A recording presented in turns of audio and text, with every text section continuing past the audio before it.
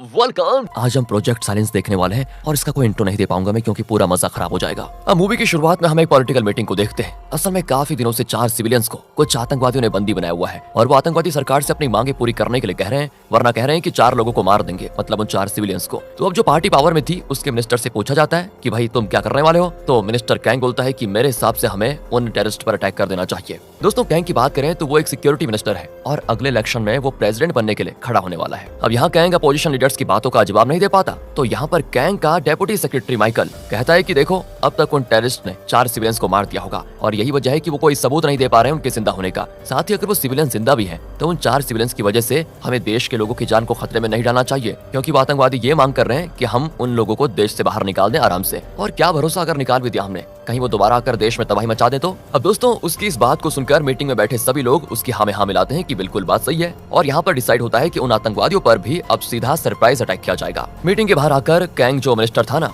वो माइकल की काफी तारीफ करता है कि वाह अगर तुम ना होते ना तो न जाने मैं कहां पर होता। तुम जैसे बस 2 और लोग मुझे मिल जाए तो मैं पक्का प्रेसिडेंसी का इलेक्शन जीत जाऊंगा। अब माइकल भी यहाँ पर बोल देता है कि अरे उसको आपको जितवाना मेरी जिम्मेदारी है। तब दोस्तों यहाँ पर कैंग माइकल को एक लिफाफा देता है और कहता है कि तुम अपनी बेटी को अबॉर्ड भेजकर पढ़ाना चाहते थे ना, तो जाओ उसको पढ़ाओ, क्योंकि तुम्हारा मेरे लिए काम करते करते अपने बच्ची को संभालना काफी मुश्किल हो रहा होगा ना, तो मैं तुम्हारी मदद करूंगा। वेल दोस्तों आपको बता दूं कि माइकल की बीवी की मौत हो चुकी है, तब से वो अकेले अपनी बेटी को पाल रहा है। माइकल भी अपनी बेटी से तुरंत अमेरिका के लिए पैकिंग करने को कहता है, क्योंकि उस लिफाफे में जो कि कैंग ने उसको दिया था उसमें अमेरिका के फ्लाइट टिकट्स और चेक होते हैं। खैर माइकल की बेटी का नाम वैसे आपको बता दूं किम है, जो कि माइकल से ज्यादा बात तक नहीं करती। और आपको बताऊं माइकल की बीवी एक राइटर थी और माइकल जब देखता है कि किम अपनी माँ की लिखी हुई एक किताब अपने साथ लेकर जा रही है तो माइकल उससे कहता है कि एयरपोर्ट में ज्यादा वजन नहीं लेकर जा सकते, इसलिए जरूरी सामान रख लो और बाकी चीजें यहीं रख लो। ये सुनकर तो किम गुस्सा होकर अंदर ही चली जाती है, क्योंकि माइकल ने उससे उसकी बुक छीन ली थी। पर दोस्तों फिर भी कुछ देर के बाद हम बाप और बेटी को साथ में कार से एयरपोर्ट की तरफ जाते हुए देखते हैं, जिस दौरान रेडियो पर वार्निंग चल रही थी कि आगे पड़ने वाले ब्रिज पर बहुत जोरदार धुंध यानी कि फॉग रहेगा, इसलिए सभी ध्यान से गाड़ी चलाते हुए आगे बढ़ना।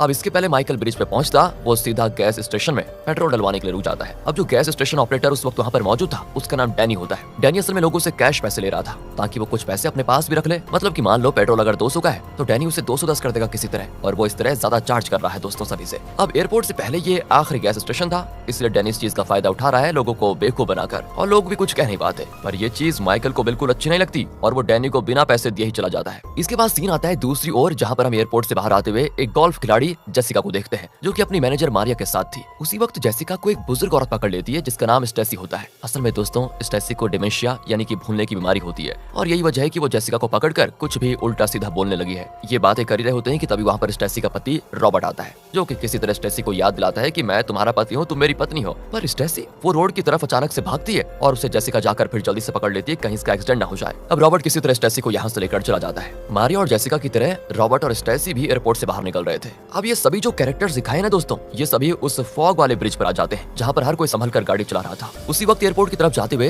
किम की नजर गाड़ी से एक और दूसरी बंद गाड़ी पर पड़ती है जिसमें कुछ आर्मी सोल्जर सवार थे। उस गाड़ी के अंदर किम को एक अजीब सा जानवर भी बैठा हुआ दिखाई दे रहा था। इस गाड़ी के आगे दोस्तों हम एक और कार को जाता हुआ देखते हैं जिसमें आर्मी वाले और कुछ अन्य लोग किसी साइंटिस्ट को लेकर जा रहे थे जिसका नाम था अल्बर्ट। अल्बर्ट मानो कि ऐसा लग रहा था जैसे कि बहुत डरा हुआ है। इसी के साथ दूसरी लेन पर रॉबर्ट स्टेसी के साथ एक बस पे सवार होकर एयरपोर्ट से जा रहा था। साथ ही मारिया भी जेसिका को लेकर संभालते हुए इसी लेन से ड्राइव कर रही थी। तो होता ये कि इसी बीच एक तेज रफ्तार कार इन सभी के बीच से निकलती है। एक आदमी ऑनलाइन स्ट्रीमिंग करते हुए इस धुंध में बड़ी तेज ड्राइविंग करता हुआ जा रहा था। तभी अचानक से ये तेज रफ्तार कार डिसबैलेंस हो जाती है, जिससे किसी तरह ये आदमी संभलते हुए उसको रोकता है और धुंध काफी ज्यादा थी, तो इस वजह से जब बस ड्राइवर को ये कार बीचों बीच खड़ी दिखती है तो वो भी तुरंत बस में ब्रेक मार देता है और दोनों गाड़ियों के रुकने के बाद एक गाड़ी आकर टकराने लग जाती है। मतलब दोस्तों कम से कम 10-20 गाड़ियां टकरा जाती है, जिसमें कई लोग मरते हैं और कई घायल होते हैं। इसके बाद वहाँ पर एक बड़ा सा टैंकर भी आकर पलट जाता है, जिस कारण बचे हुए लोग अपनी जान बचाकर किसी तरह वहाँ से निकलते हैं। दोस्तों उसी वक्त धीरे से ड्राइव करते हुए मारिया भी आ जाती है एंड उसकी टक्कर किसी से नहीं हुई थी, पर पीछे से उसकी गाड़ी को कोई और ठोक देता है। इसी बीच एक क्रेन का मुंह दूसरी लेन की तरफ हो गया था, जिससे पुलिस और मिलिट्री की गाड़ियों का हो जाता है एक्सीडेंट, यानी कि दोस्तों वही खास बड़ी वैन जिसके अंदर वो कुछ बंधा हुआ था उसका भी एक्सीडेंट हो जाता है एंड एक लोहे की चेन फंसने की वजह से साइंटिस्ट वाली कार का भी टायर निकल जाता है, जिससे साइंटिस्ट को भी थोड़ा चोट आ जाती है। इसी बीच वहाँ पर माइकल किम के साथ आ जाता है। उसकी गाड़ी का भी एक छोटा सा एक्सीडेंट होता है, लेकिन उसकी गाड़ी की स्पीड धीमे थी, तो इसलिए दोनों बाप बेटी को कुछ खास चोट नहीं आती। एंड जब ये एक्सीडेंट वाली न्यूज डैनी तक पहुंचती है, डैनी दोस्तों पता है ना वही पेट्रोल भरने वाला, तो वो भी माइकल से अपना पैसा लेने के लिए एक टो ट्रक लेकर निकल पड़ता है ब्रिज की तरफ। एंड दोस्तों इस ब्रिज पर जो वैन कुछ जानवरों को लेकर जा रही थी, वो जानवर भी बाहर आ गए थे और वो असल में खूंखार कुत्ते थे जिन पर किसी तरह का एक्सपेरिमेंट करके उनको खूंखार बनाया गया था। और वो जो साइंटिस्ट अल्बर्ट था ना, वो तुरंत सभी आर्मी वालों को किसी भी तरह उन सभी कुत्तों को पकड़ने के लिए बोलता है, क्योंकि अगर ये कुत्ते ज्यादा देर तक बाहर रहे तो हर जगह मौत का नंगा नाच होगा। और शायद अब काफी देर भी हो चुकी थी दोस्तों। उन कुत्तों ने 2 आर्मी वालों को पहले मार दिया था और इनमें से एक फीमेल डॉग पर किम की नजर पड़ती है, जो कि अपने सर को बार बार लड़ा रही थी। एंड किम उस डॉग को रोककर उसको खाने के लिए कुछ देने जाती है। तभी माइकल आकर अपनी बेटी को रोक देता है कि इस तरह अनजान जानवर के पास नहीं जाते बेटा। ये डॉग भी दोस्तों तुरंत दूसरी तरफ भाग जाती है और फिर माइकल अपनी बेटे के कहने पर उस साइंटिस्ट की मदद करता है। उसे लेकर माइकल अपनी गाड़ी में आ जाता है। लेकिन प्रॉब्लम अब ये होती है कि डॉग्स अब अचानक से सभी पर अटैक करना शुरू कर देते हैं। जैसिका एक डॉग से किसी तरह मारिया की जान बचाती है। अब लोगों पर डॉग्स का हमला करता देख एक मिलिट्री मैन साइंटिस्ट अल्बर्ट से आकर कहता है कि देखिए आप जल्दी से प्रोजेक्ट साइलेंस कंट्रोल सिग्नल शुरू करो, तब इन डॉग्स पर काबू पाया जा सकता है। और दोस्तों दूसरी ओर ये सारी चीज क्या हो रही है, ये खुद माइकल को भी नहीं पता चलती,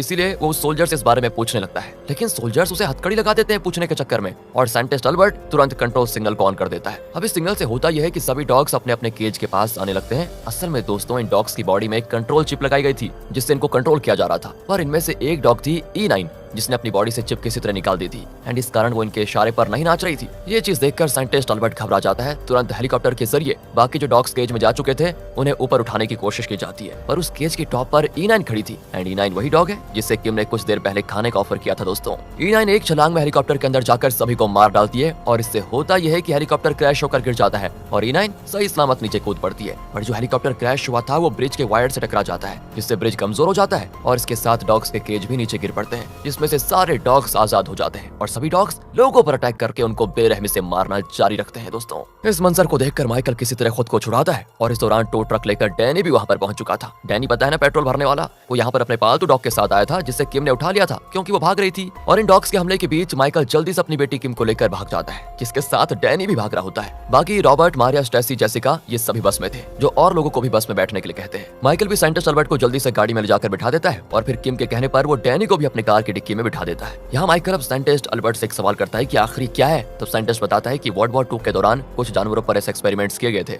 जिससे वो हथियार में बदल गए। उसी प्रोजेक्ट की मदद से मैंने एक ऐसा सिस्टम डिजाइन किया है जिससे इन डॉग्स को कमांड के अनुसार इस्तेमाल किया जाता है, यानी कि अपने मालिक की हर बात ये मानेंगे और फिर इन्हें जेनेटिकली इतना ज्यादा इंप्रूव किया गया है कि ये किसी हथियार की तरह काम कर सकते हैं। और इस प्रोजेक्ट को प्रोजेक्ट साइलेंस नाम दिया गया है। स्पेशली इन डॉग्स को आतंकवादियों के लिए बनाया गया है, लेकिन ये आउट ऑफ कंट्रोल होने लगे, इसलिए हम फेल्ड सैंपल्स को डिस्पोज करने जा रहे थे, पर देखो अब ये हादसा हो गया और सारे डॉग्स भाग निकले। तो दोस्तों आपको पता चल गया कि क्या हुआ था। यहाँ से अब सीन दूसरी ओर आता है कैंग की तरफ। कैंग पता है ना कौन, मिनिस्टर। उसे भी जब इस हादसे के बारे में पता चलता है तो वो पहले तो काफी चिंतित होता है कि क्या करे, लेकिन फिर वो वहाँ पर फंसे लोगों को बचाने की बात करता है। पर ब्रिज तो लगातार टूट रहा था और शिप से किसी को निकाला नहीं जा सकता था क्योंकि नीचे समुद्र में दिक्कत हो रही थी दोस्तों। एंड इस तरह ब्रिज पर दिखाते हैं तो मिलिट्री दूसरे हेलीकॉप्टर से कुछ स्नाइपर्स को इन डॉग्स का शिकार करने के लिए भेजती है। उसी दौरान माइकल का संपर्क रेडियो के जरिए हो जाता है दोस्तों कैंग से। वो कैंग को पूरी सिचुएशन बताता है कि यहाँ पर ये हो गया है। कैंग कहता है कि प्रोजेक्ट साइलेंस के बारे में मुझे कुछ नहीं पता था, पर हाँ ये प्रोजेक्ट हमारे ब्लू हाउस डिपार्टमेंट के अंदर से ही पास किया गया था। असल में दोस्तों यही बात साइंटिस्ट अल्बर्ट ने भी माइकल को बताई थी कि ये ब्लू हाउस डिपार्टमेंट के अंदर से ही पास किया गया था। अब जहाँ पर माइकल और बाकी सभी फंसे थे वहाँ पर टॉक्सिक गैस फैला दी जाती है दोस्तों। तो कैंग माइकल से उन सभी लोगों को ब्रिज के टूटे वाले हिस्से से दूर जाने के लिए बोल देता है। माइकल भी बिल्कुल ऐसा ही करता है, मगर चलकर जाने में तो रिस्क था क्योंकि इस वक्त जो मिलिट्री थी वो कुत्तों का शिकार कर रही थी स्नाइपर से, और ऊपर से वो कुत्ते वो भी लोगों को मार रहे थे। इन सारी चीजों के बीच सब कुछ झेलते हुए अपनी बेटी किम को बचाते हुए माइकल उस बस में पहुंच जाता है जिसमें ये स्टेसी, जेसिका साथ में थे। अब लोगों को शांत करने के लिए माइकल सभी को बताता है कि मैं गवर्नमेंट का एम्प्लॉय हूँ, आप चिंता न करो, हमें बस किसी भी तरह ब्रिज के दूसरे छोर पर पहुंचना होगा क्योंकि ये ब्रिज टूटने वाला है। ये बात सुनकर सभी की जान में जान आती है दोस्तों और वो माइकल के साथ चल देते हैं। इधर डॉग्स ने सभी सोल्जर्स को मार दिया था। उस दौरान डॉग्स से लड़ते हुए Jessica, Michael, Danny, Robert, Stacy और मारिया धीरे धीरे आगे बढ़ते हैं। तभी पुल बीच से टूट जाता है और साथ ही स्टेसी को एक डॉग घायल कर देता है दोस्तों। फिर भी माइकल की बताई जगह पर किसी तरह से वो पहुंच जाते हैं। जहां पहुंचते ही जब माइकल कैंग को फोन करके बताता है कि हम यहाँ पर आ चुके हैं, आप हमें हेलीकॉप्टर के जरिए निकाल लीजिए, तो उससे कैंग सिर्फ एक बात पूछता है, प्रोजेक्ट साइलेंस है क्या ये सभी को पता लग गया है? जिसका जवाब माइकल हाँ में देता है और कैंग दोस्तों कॉल काट देता है दूसरी ओर। असल में दोस्तों यहाँ कम्युनिकेशन के लिए रेडियो की जरूरत इसीलिए पड़ रही थी क्योंकि किसी के फोन में नेटवर्क नहीं था और कैंग ने सारे फोन सिग्नल्स जाम करवा दिए थे। साथ ही साथ अब वो चाहता था कि जिन्हें भी प्रोजेक्ट साइलेंस के बारे में पता हो वो सभी मर जाएं, मतलब वो चाहता है कि सभी ब्रिज के गिरने के बाद मर जाएं, क्योंकि प्रोजेक्ट साइलेंस उसी ने शुरू किया था और ये बात अगर लोगों को पता चल गई तो कैंग का पॉलिटिकल करियर खतरे में पड़ जाएगा। इसलिए दोस्तों वो माइकल को भी कुर्बान करने के लिए बिल्कुल रेडी था एंड इस बात का माइकल को बिल्कुल भी अंदाजा नहीं था कि कैंग इस तरह करेगा। और ये सारी बात माइकल को साइंटिस्ट अल्बर्ट से तब पता चलती है जब माइकल समझ नहीं पा रहा था कि आखिर कैंग ने उसके साथ धोखा क्यों किया। तब अल्बर्ट माइकल से कहता है कि सुनो, कैंग ही इन सब के पीछे था और तुम्हें कुछ खबर ही नहीं है, बताओ कैसे इंसान हो तुम, और तुम तो कैंग जैसे इंसान को प्रेसिडेंशियल इलेक्शन में खड़ा करना चाहते हो, बताओ। अब दोस्तों यहाँ पर माइकल थोड़ा उदास हो जाता है। इन सभी के साथ स्टैकी की जो हालत थी उसका जिम्मेदार भी माइकल खुद को मान रहा था, इसलिए वो खुद ही जिम्मा लेता है कि हम सभी वापस बस पर जाएंगे और उस बस के जरिए बाहर निकलेंगे। और कोई रास्ता भी तो नहीं था दोस्तों, तो ये सबके लिए बिल्कुल ठीक था। रास्ते में फिर इनका सामना डॉग से होता है, जिनसे छिपते छिपते ये सभी किसी तरह बस पर वहाँ पहुंच जाते हैं। मगर यहाँ पहुंचते स्टेसी की जान चली गई थी एंड इस बात का माइकल को बहुत अफसोस होता है कि मेरी वजह से हुआ ये। और दोस्तों यहाँ पर माइकल बिल्कुल बौखला कर अल्बर्ट को डॉग्स के आगे फेंकने जाता है ताकि और सभी निकलकर ब्रिज से दूसरी तरफ चले जाएं, यानी कि सियोल शहर की तरफ। पर दोस्तों उसे किम ऐसा करने से रोकती, कहती पापा ये गलत है, हम ना उन डॉग्स को ट्रैप कर सकते हैं इसके बजाय। बस दोस्तों फिर क्या था,